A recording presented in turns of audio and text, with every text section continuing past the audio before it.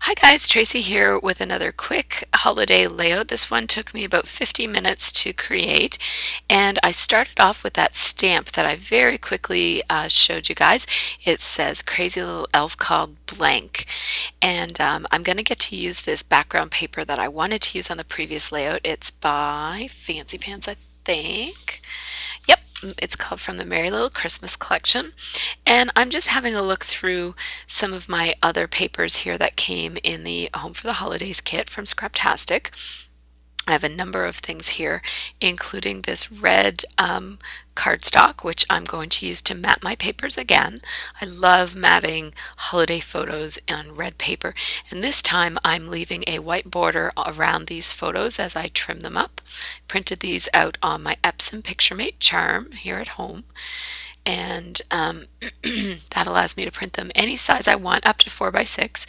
And at this point I was going to use 3 photos, and then that fourth cell of this grid was going to be dedicated to the title. It's still going to be dedicated to the title, but I decided to add another photo after I kind of got to a certain point here.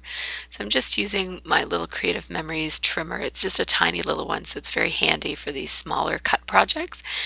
And so I want the Crazy Little Elf called to kind of hang off the edge of, so I stamped it there using, I had my camera off, using Cherry Cobbler Stampin' Up! Ink, which is a richer red than the real red, which is the one that you guys probably see me using quite a lot for red. This one is quite a bit deeper, so it's very pretty for Christmas, and it looks nice with that. It's almost exactly the same color as the cardstock that I used to mat the photos. Now here I'm trimming it up. I'm just using my trimmer to trim it up into a rectangle, and then I'm going to hand cut the top surfaces of it.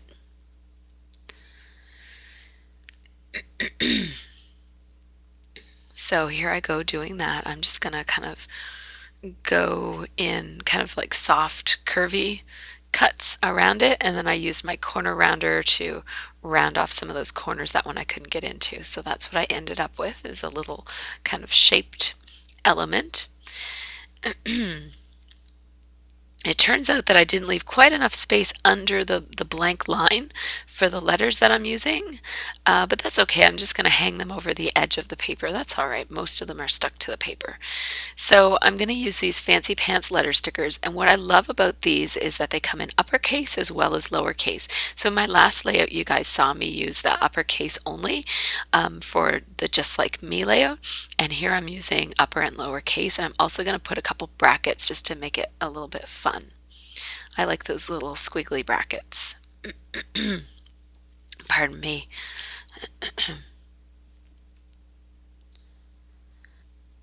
So I'm just placing those letters so that they have a bouncing line, so that they have I forget what that's called, but it's called a bouncing something, where they've got, instead of being all lined up, they kind of go up and down a little bit. And the dots on those eyes are always challenging to get in place because they're just so tiny. So there's what that looks like. I'm liking that little element. It doesn't look quite finished, but I'm going to do something to fix that later. I'm also going to take my gold thread and run it across the letter stickers. This does 2 things. It adds some interest, and it also keeps those letter stickers from shifting around. And I specifically chose a 4th photo here that most of the interesting stuff is up in the top corner, and then the bottom part is just a message that he wrote out in the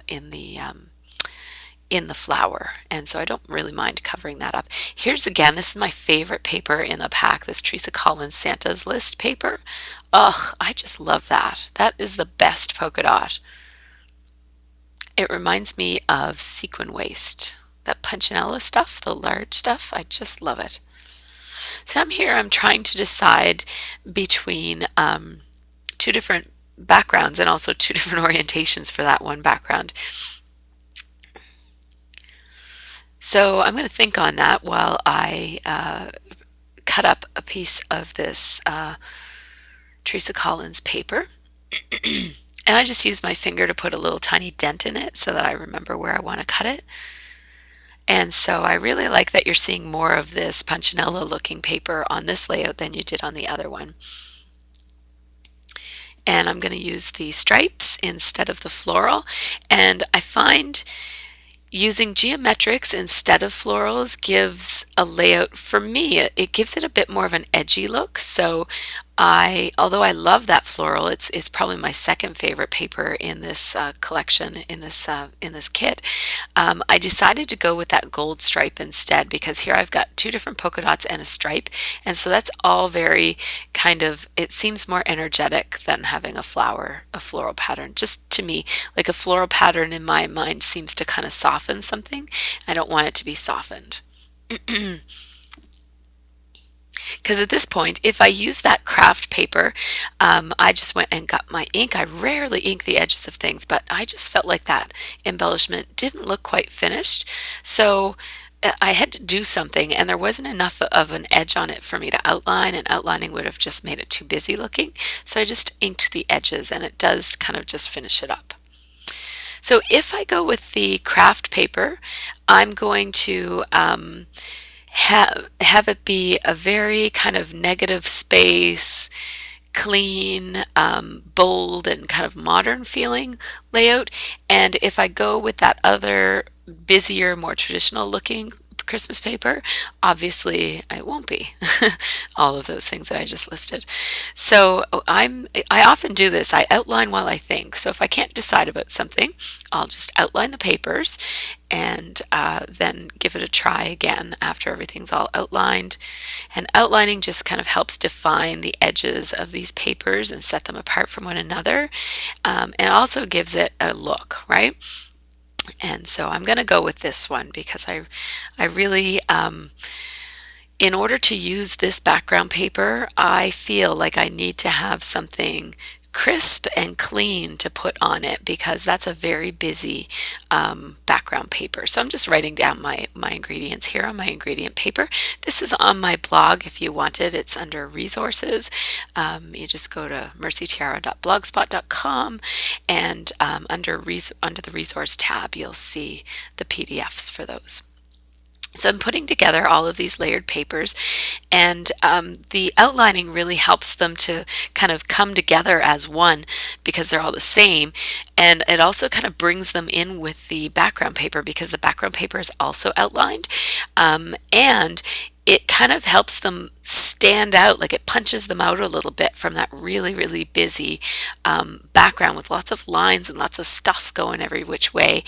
Here I am putting more stuff on. I don't know what I was thinking there. So I took that off because, man, that background paper has enough going on. I don't need to add anything. So here I am trying to add stuff and just, okay, stop it, Tracy. That's not looking good. I'm desperate. I just want to use all these pretty things that came with this kit. But this layout is going to be minimal embellishment, and I should have known that because that seems to be just the way that I do things. You don't have to do it that way, but that's just the way that I like it, is when I use a busy background paper, I almost always end up keeping my embellishment to a bare minimum.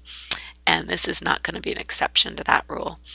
So I just pulled out these vellum tags that I'm going to do my journaling on. I like vellum because it adds something without adding something, if you know what I mean. It's kind of like the vellum kind of blends in with the background, and it doesn't take away from the lines that those pattern papers and the way that they're layered with the kind of like the line between those, that punchinella looking paper and the diagonal. It doesn't get broken up when you layer with vellum. And vellum is a really nice medium for doing your journaling on, because your journaling won't get lost in the background. It kind of helps it to pop out a little bit. So I did my journaling across those two different tags. I'm going to stick them in there. And I also had that top tag just says "Believe in the Magic of Christmas." And I just think that was really relevant to go along with the elf, because the elf is certainly a big part of the magic of Christmas. The elf on the shelf. Don't know what I'm doing right now. Where am I? I'm back. I don't know what I was doing. But now I'm just going to use my ATG to add some adhesive to the very edges of those tags, the edges that are going to be covered anyways. I did put some pop dots on the back of that crazy little elf called Elvin embellishment slash title piece. Again, I don't know where I'm at. And that was just, that title piece was stamped onto a piece of Stampin' Up! Crumb Cake paper, which is the Stampin' Up! Version of Craft. They call it crumb cake. So now I'm going to finally put this in place. I put a tiny bit edge, kind of like I nudged it a tiny bit so that it's a little bit not centered and not quite straight either. Again, I'm desperate to put stuff on this, and I do feel like it needed something else besides what was on it, but I'm very careful about not wanting to go too overboard. That Christmas Magic wood veneer banner that's up on the top above the photos I really love that, and I'm glad that I decided to add that. And I'm coming back. I can see me a little bit down the road here. Sorry, bear with me. There I am. Oh yeah, I remember my sister was texting me. That's why I was all distracted. So now I want to kind of layer some wood veneers, but I want them to be large because I don't want them to get lost in all of the other stuff that's going on here. I really, really wanted to use that deer, but I couldn't bring myself to put a deer on this layout. It just wouldn't make good sense, and sometimes I don't care if it makes sense and I just like it and I want to put it on anyways. But in this case it was just it was rubbing me the wrong way. I love that deer and I so want to use it, but the picture, the layering those presents instead makes a lot better sense to me. It just kind of, it's a lot more of a generic Christmas icon instead of the deer is a little random. Sorry, dear, I'll use you sometime. So here I am, I'm all finished, and I'm just going to show you some of the close-ups. There's how those tags look, and see how that you can still see the lines behind them, and you can also see the writing really nicely. I like how this layout turned out. I'm glad that I got a chance to use that background paper, and I'm also glad I got a chance to document Elvin because he's a big part of our holidays. So thanks so much for watching, you guys. I hope that you enjoyed this layout, and take care and have a great scrappy week.